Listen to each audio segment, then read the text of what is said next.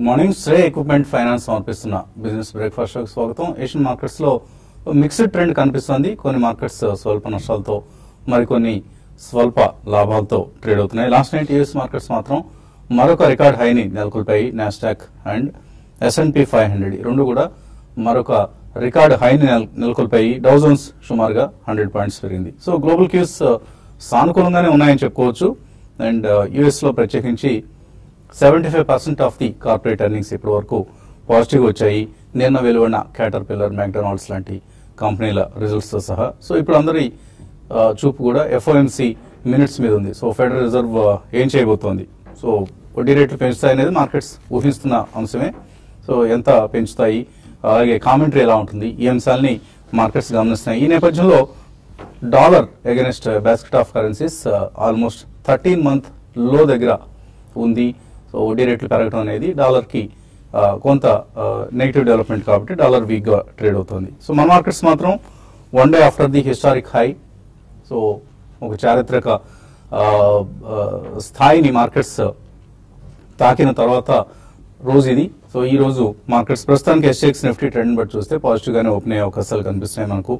Maybe ఇవాల్టి opening ను market నిలబెట్టుకుంటుందా లేదా. నిన్న కూడా అలాగే ఒక మెరుపులా మెరిసి మాయమైంది చారిత్రకమైన నిఫ్టీ 10,000 స్థాయి అనేది.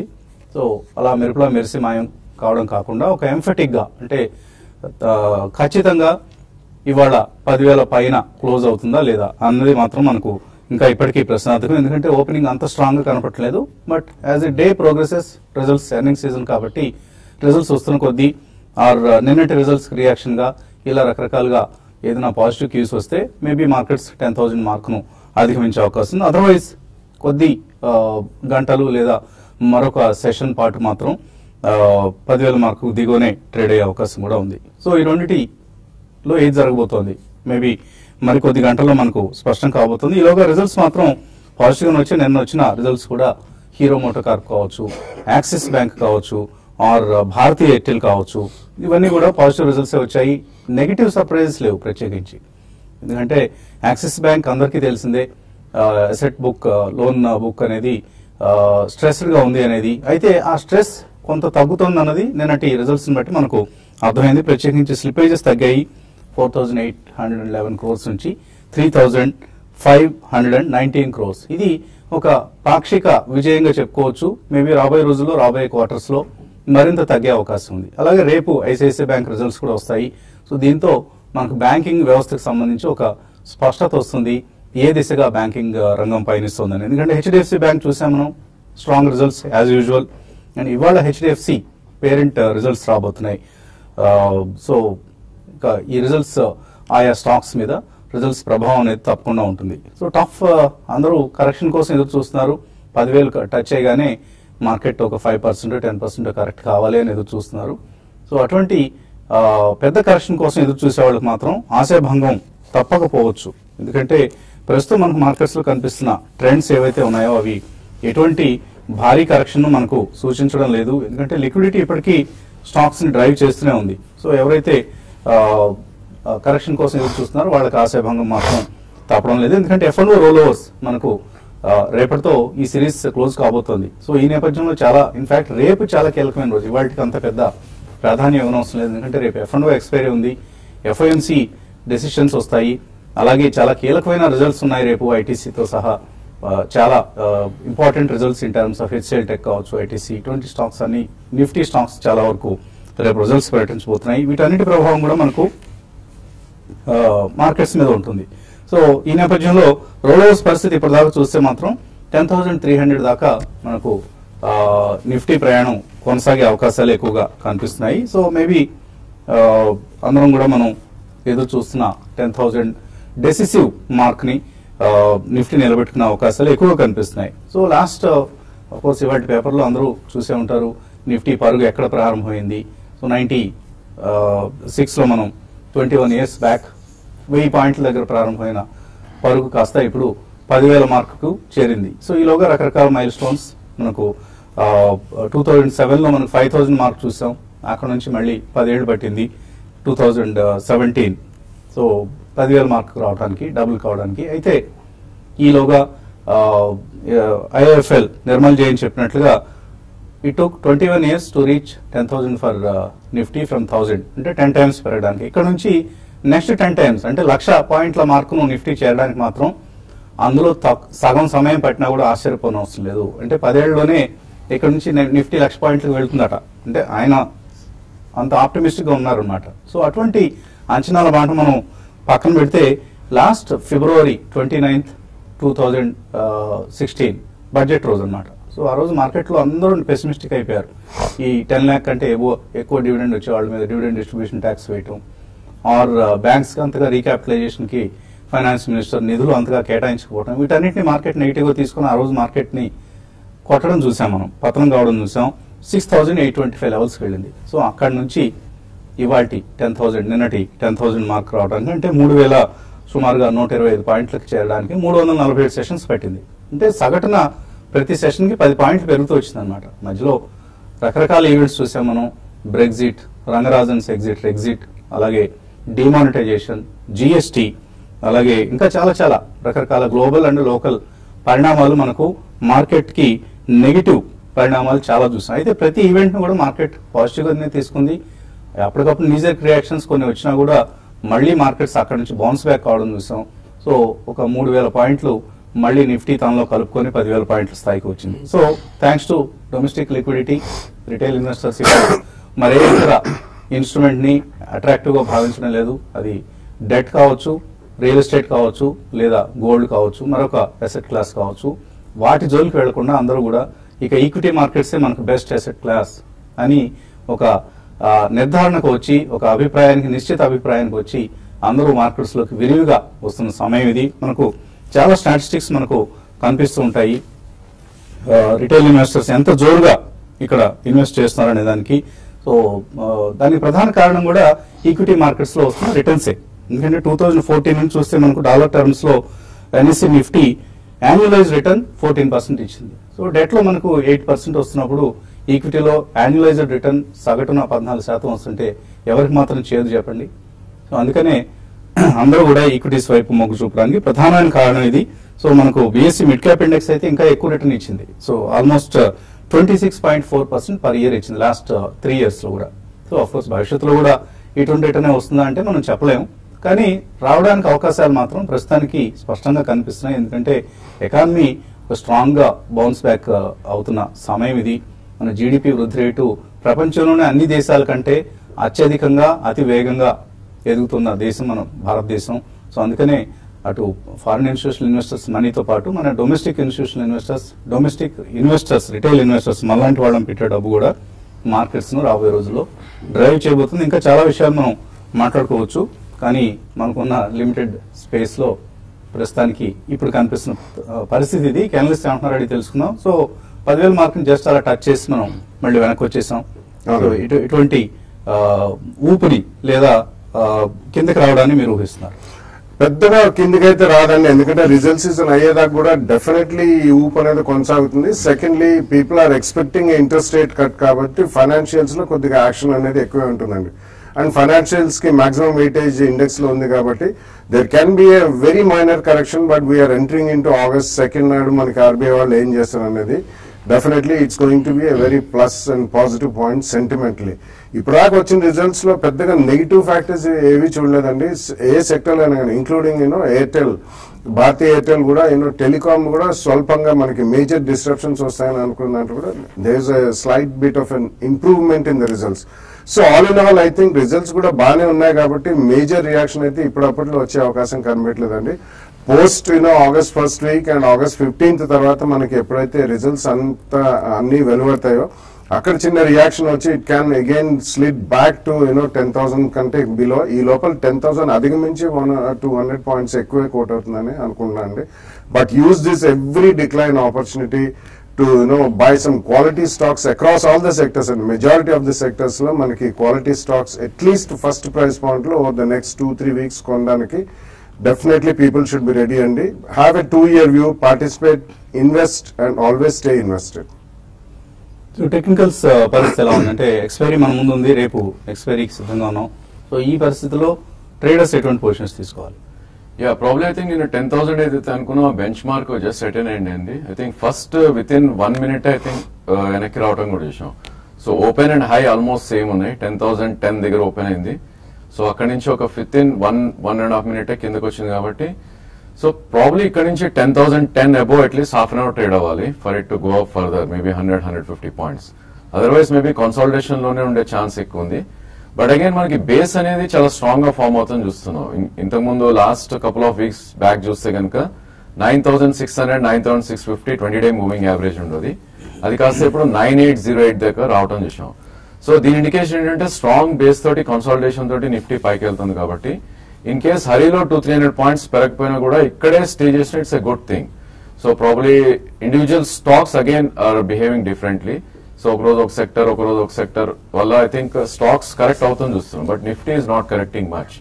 సో ఈ నేపథ్యంలో I think Nifty as a trading I think immediately longs అయితే అవాయిడ్ చేయాలి ఈ స్టేజ్ లో. ఎందుకంటే రేపు ఎక్స్పైరీ కూడా ఉంది కాబట్టి మేబీ ఒక 50-70 ఆర్ మేబీ 100 పాయింట్స్ కరెక్షన్ కూడా ఛాన్స్ ఉంటుంది.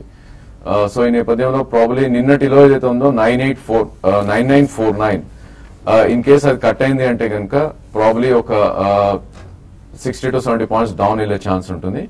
అదర్వైజ్ 9950 నుంచి 10,050 మధ్యలో ట్రేడ్ అయ్యే అవకాశాలు ఎక్కువ ఉన్నాయి. అదేవిధంగా బ్యాంక్ నిఫ్టీ చూస్తే కనుక ఆల్మోస్ట్ మనకి గ్యాప్ అప్ ఓపెనింగ్ చూసాం. ఈవెన్ అది కూడా high and open almost similar ఉన్నాయి. ఇది కూడా 24,662 దగ్గర ఓపెన్ అవటం చూసాం మనం. సో ఈ నేపథ్యంలో 25,000 కాంకర్ చేయడానికి I think it doesn't take much time. I think again probably dips కోసం వెయిట్ చేయాలి. 2-డే లో ఏదైతే ఉందో కనుక 24,234. సో ప్రాబ్లీ అక్కడ ఒక స్ట్రాంగ్ బేస్ ఉండే ఛాన్స్ ఉంది.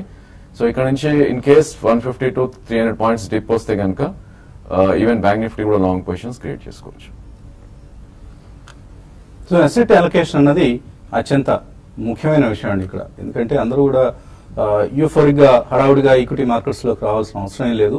మేబీ రిస్క్ తీసుకోగలిగిన వాళ్ళకి మాత్రం ఈక్విటీ మార్కెట్స్ అనుకూలం. ఎప్పటికప్పుడు మనం చెప్పుకుంటూ ఉంటాం నాకు ఏమాత్రం రిస్క్ అవసరం లేదండి అనే వాళ్ళకి డెట్ మార్కెట్ ఎలాగో అట్రాక్టివ్ రిటర్న్స్ ఇప్పటికీ అందుతుంది మనకు thanks to the lower inflation. So 2.2% inflation వచ్చినప్పుడు సే 8-8.5% మనకు డెట్ లో వస్తున్నప్పుడు ఒక 6% రియల్ రేట్ ఆఫ్ రిటర్న్ అందుతుంది. ఎక్కడ ప్రపంచంలో ఎక్కడ ఇంత అత్యధికమైన రిటర్న్ ఎవరికి అందడం లేదండి. అఫ్కోర్స్ టొమాటో 100 రూపాయలు ఉంది.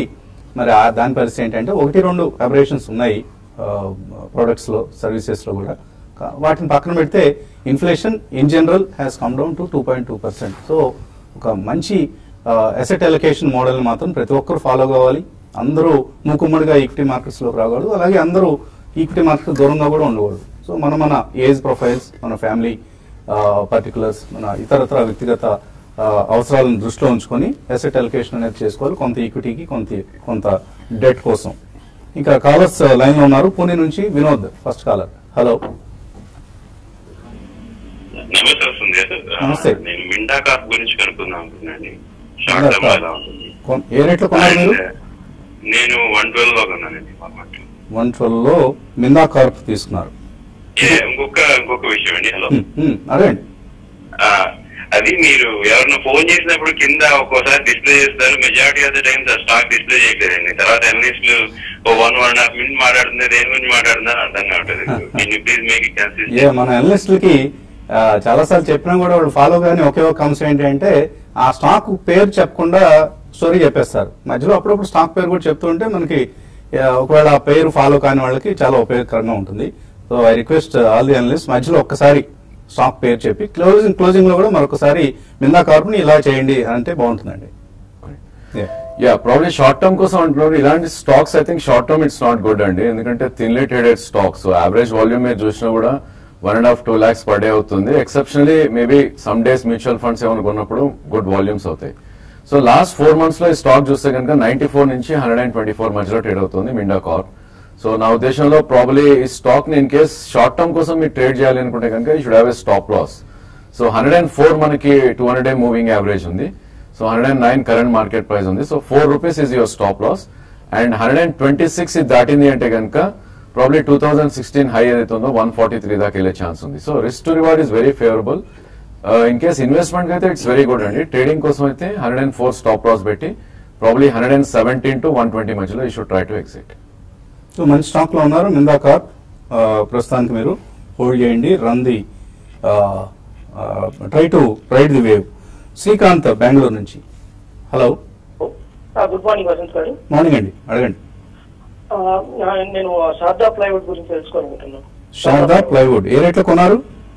కొనలేదండి, జస్ట్ ఈ మధ్య కంటిన్యూగా క్రాష్ అవుతుంది. సో మేబీ 100 బిలో 100 వస్తే ఎక్కువ తీసుకుందాం అనుకుంటున్నాను. సో అందుకంటే దిగువకు వస్తే శారదా ప్లైవుడ్ కొనుక్కోవచ్చా? It's again a small company అండి. ప్లైవుడ్ లో you have Century Ply, Green Ply, ఇటువంటి దిగ్గజాలు ఉన్నారు. పెద్ద పెద్ద companies who have given extremely strong return in the last 2-3 years. So ఇప్పుడు జిఎస్టీ వచ్చిన తర్వాత most of the business from unorganised sector organised కి వెళ్తుందని second run private companies like Sharada ply కానివ్వండి ఆర్ యూనిప్లై కూడా almost without any results from almost double digit అది 200+ to 300 దాకా వెళ్ళింది. So Sharda ply is also same అండి. ఇఫ్ యూఆర్ ఇంకా కొనలేదని చెప్పారు కాబట్టి wait for it to settle down. ఇది కూడా ఒక reasonably okay private company. But ఇవన్నీ ట్రాన్సిషన్ అనేది it will take its own sweet time. GST వచ్చిన తర్వాత అన్ని బ్రాండెడ్ ప్లైవుడ్స్ పెరుగుతాయి, building and construction material companies.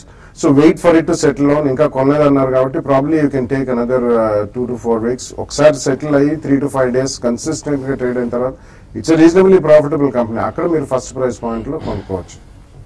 So ఈ కంపెనీ గురించి చెప్పారు ఇప్పుడు Sharada plywood. Sharada plywood.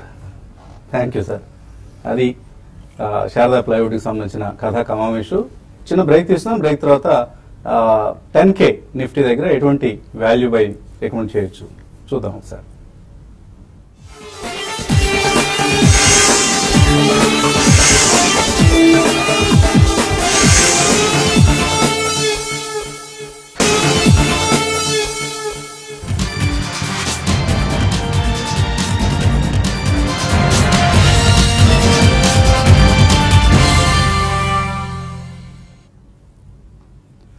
Shreya equipment finance సమర్పిస్తున్న బిజినెస్ బ్రేక్ఫాస్ట్ షోకి తిరిగి స్వాగతం.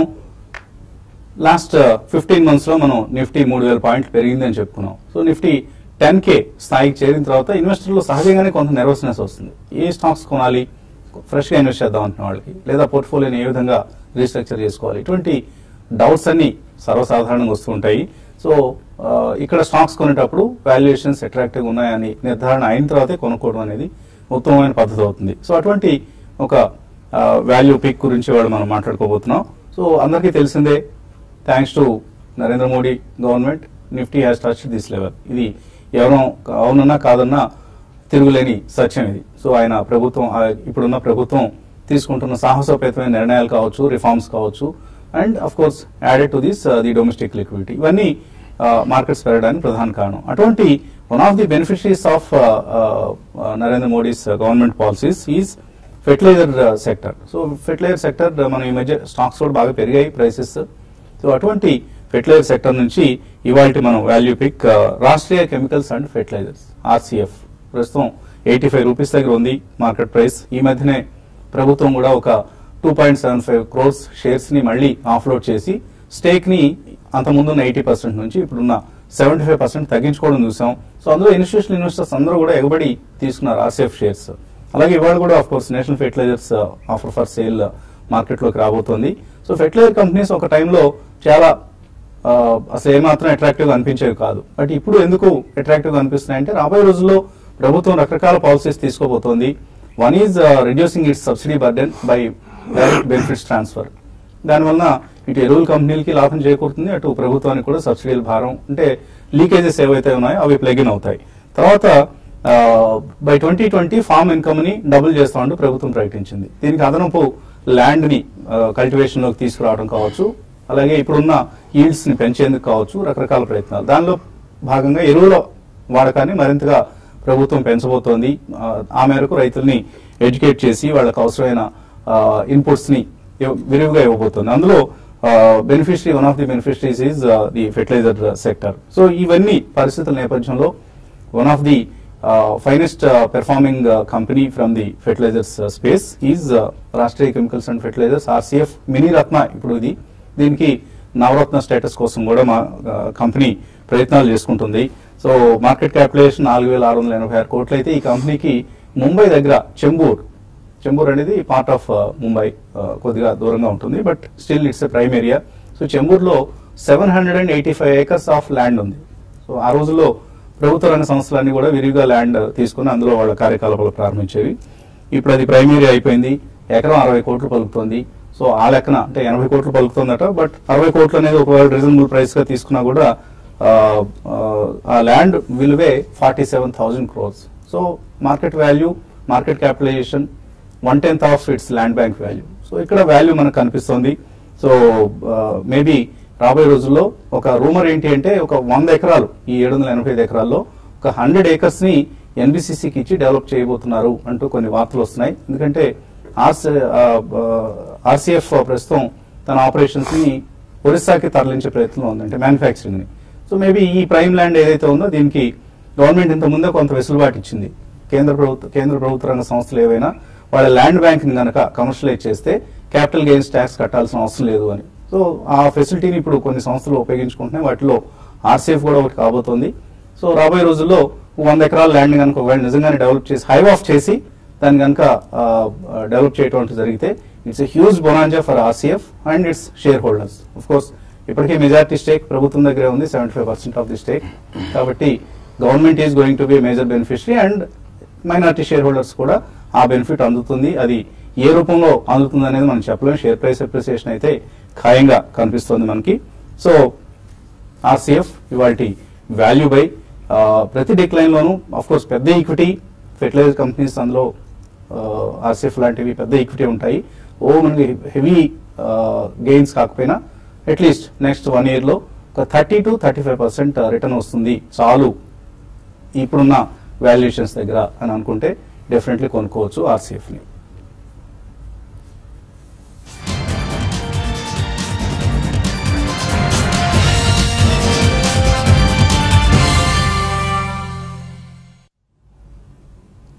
అలాగే వాల్యూ బైగా మనం ఇస్తున్న కొన్ని షేర్స్, కొన్ని ఏమో పెరిగాయి ఒక 10% or less than that or more than that, కొన్ని ఏమో తగ్గాయి. సో తగ్గిన వాటిలో ఈ మధ్య అందరూ మెసేజ్ పెడుతున్నారు, ఇవి తగ్గిందండి నేను కొన్న తర్వాత ఏం చేయాలని. అన్నీ కూడా 1 to 2 years కోసం మనం ఇస్తున్న ప్రైసెస్ కాబట్టి కొద్దిగా తగ్గినప్పుడు ఏమి గాబరపడాల్సిన అవసరం లేదు. వెయిట్ ఫర్ 2-3 quarters, పెర్ఫార్మెన్స్ చూడండి, పెర్ఫార్మెన్స్ రివ్యూ చేసుకుంటూ ఉండండి. ఏదైనా మనకి డిసప్పాయింటింగ్ పెర్ఫార్మెన్స్ అనుకున్నప్పుడు ఎగ్జిట్ కావచ్చు, బట్ నాట్ బిఫోర్ దట్. ఈ అంశాన్ని దయచేసి గమనించండి. కొన్ని ఈమెయిల్స్ మనకు అందాయి. సూర్యప్రకాష్ రావు అడుగుతున్నారు, ముంజాల్ సోయా అని అడిగారు, షోవా అనుకుంటాను. అలాగే బయోకాన్, క్యాపిటల్ ఫస్ట్, ఈ 3 లాంగ్ టర్మ్ కోసం కొనుక్కోవచ్చు ఇక్కడ. Yeah, definitely, and all 3 stocks and different sectors. Munjal is in, Showa is into, folks and shock absorbers, basically 2-wheelers, and Capital First is one of the biggest, or the second biggest consumer and retail financing company.